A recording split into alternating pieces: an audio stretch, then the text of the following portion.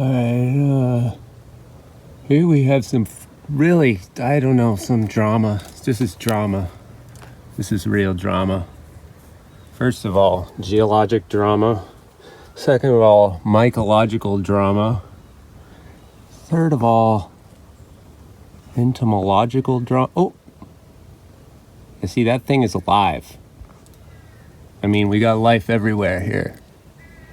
You got a little burrow.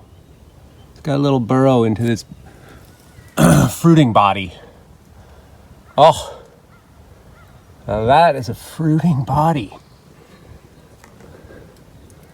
That venation, that netted venation.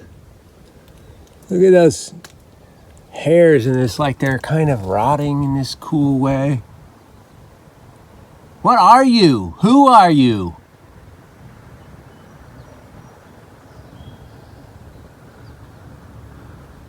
And never forget, this is just a fruiting body of some vast network. It's the completely distinctive and beautiful and kind of just shit. Oh my God. Okay, all right. It's not the end of the world. First of all, it was permeated by. I mean, I didn't mean to do that. We're gonna have to talk about this, whatever the hell this is that we're looking at here. This crazy shit that I just knocked this fruiting body out of. So the reason I'm not too concerned. Oh, there's a tour. Competition. Okay. Our local tour continues. I mean, I wish I hadn't done this, but like I was saying, this is a fruiting body. This is a sporophytic, spore distributing structure. So, you know, here, spores over here, spores over here, spores over here. We're helping out, and you know, we're probably getting some nice stares, but. I wish I hadn't done that. I didn't mean to do that. But it looks like probably it's been sending some nice spores for a while, and it's, you know, I also destroyed the home of whatever nice little caterpillar was just munching. What does it do? Does it sequester the strange fucked up chemicals that are undoubtedly powdered across my fingers at this point? I gotta wash them in the river before I resume. Okay. Oh, I'm losing my mind today. I don't know what it is. Something about the day. I think I'm just gonna toss this fruiting body up here. Should I do that? Maybe over here. You know. If you still have any fruit, you can maybe spread yourself around a little bit. You know, that's what it's trying to do. Because it's the expression. That was the stylistic, individualistic expression of this vast, semi-anonymous network going through the woods under the ground for who knows how many kilometers. I don't know. Don't listen to me. Okay, we got to talk a little bit about geology here.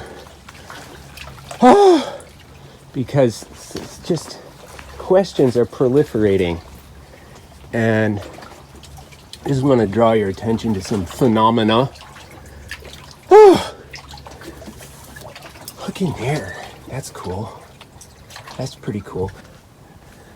I mean, this looks like soil to me. It looks like it was never really lithified.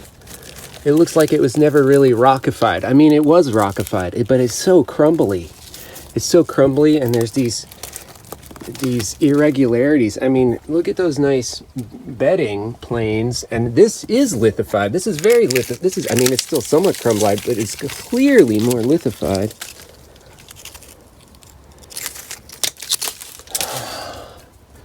But as we go down into this, most of the rock on the Lily Pond barrier, which is the promontory here in Barton's Cove, is more erosion resistant, but this rock is incredibly non-erosion resistant. I would almost go so far as to say is that, of all the Turner's Fault sandstone I've seen, this looks to be perhaps the least erosion resistant of everything.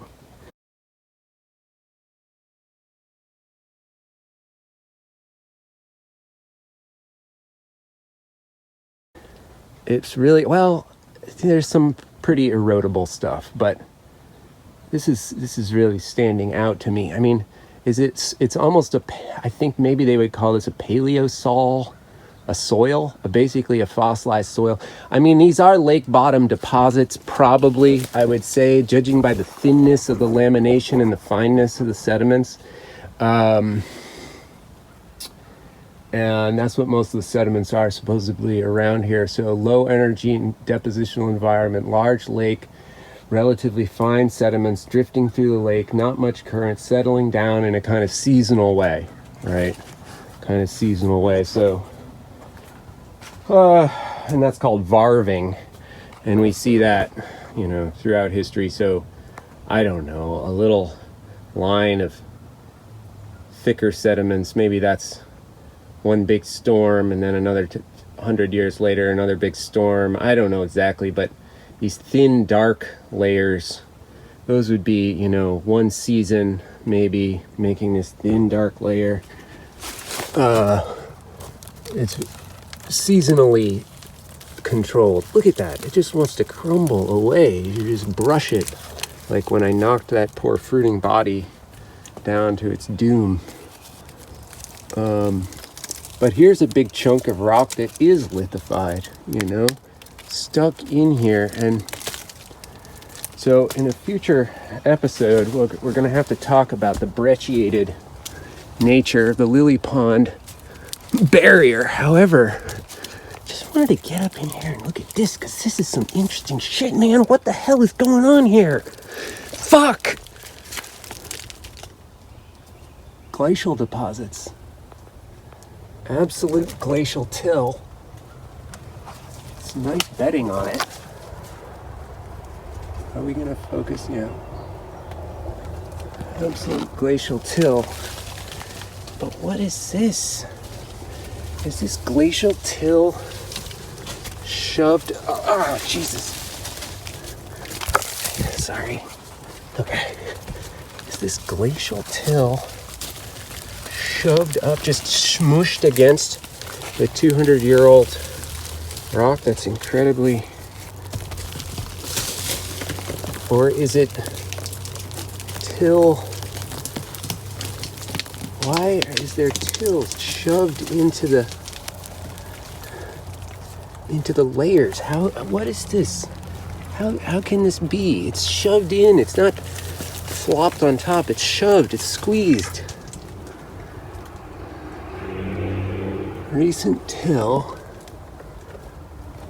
I mean, I guess 10,000-year-old till. Look at those rotting away rocks. What is going on? What is happening? So somehow this got shoved up in. I mean, look at these big pebbles just smooshed into the. Is that part of the... Okay, so I guess I have...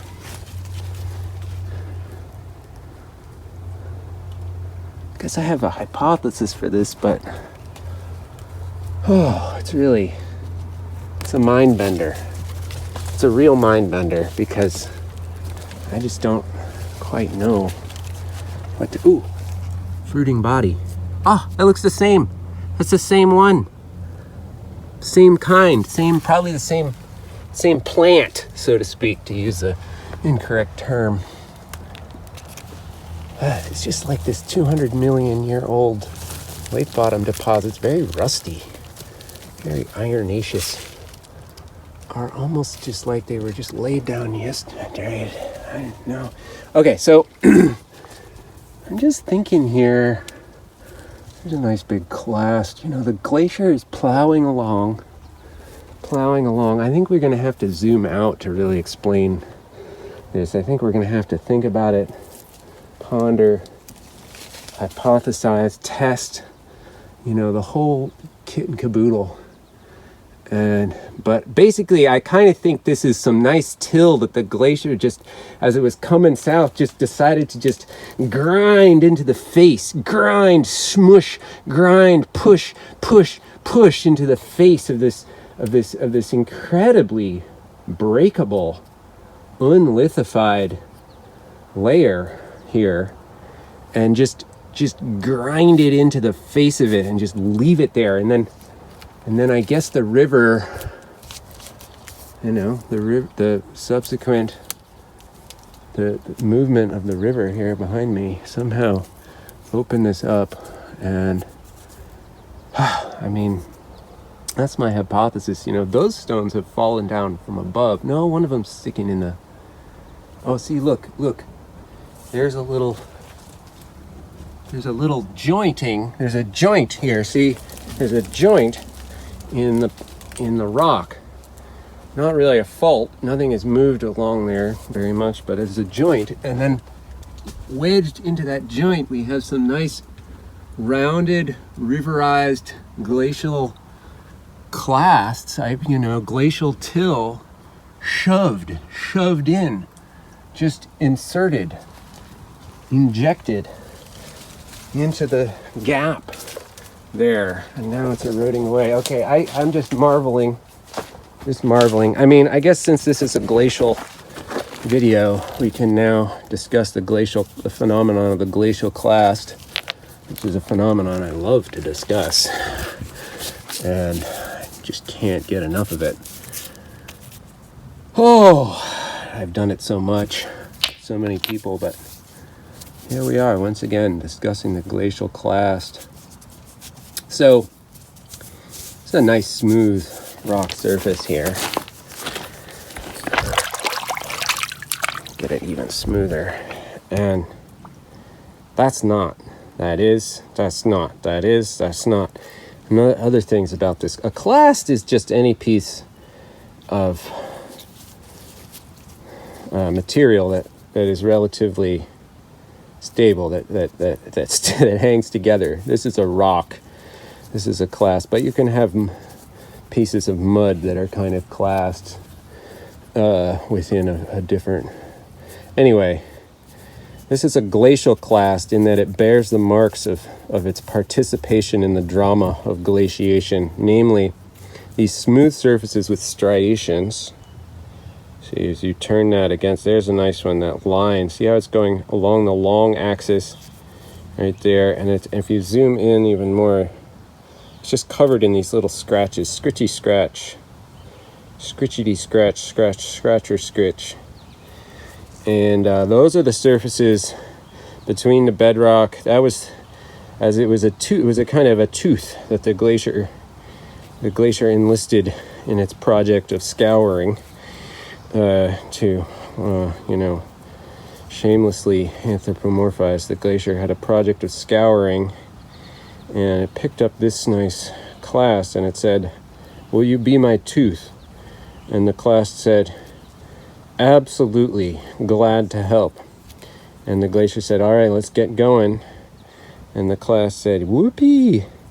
And it got its flat sides scraped nice, but these are the plucked sides, these ends, and basically as it gets squeezed along the bedrock by the glacier, which is moving, 10 meters a day, I think, something like that, maybe 10 feet. It varies, I think, maybe 10 feet a day, maybe a meter a day, maybe 3 meters a day.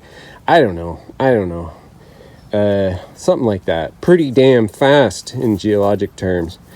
Anyway, it's scraping that along, it's carrying that along, and it's scouring the bedrock, and the clast is bouncing around, I guess, inside there on that where the action is happening, and it's getting turned into a kind of arrowhead, a two-ended wedge, because of that lateral motion, I guess, of the glacier. And the plucked sides are the downstream sides, so to speak, and that happens because the upstream sides is where the real squeezing is happening. Maybe it's a little bit it's sharp. See how it's bullet shaped if you look at it at the end. So maybe it's riding up a little bit and scouring that way. Anyway, it's the business end is the pointed end, and the smooth surface is the business surface. And as it's scouring along, it's compressing the ice because it's hitting that rock, and the ice is melting because no matter how cold ice is, put it under enough pressure, it starts to melt. It's like squeezing a snowball. When it's really cold, it still melts if you squeeze it hard enough.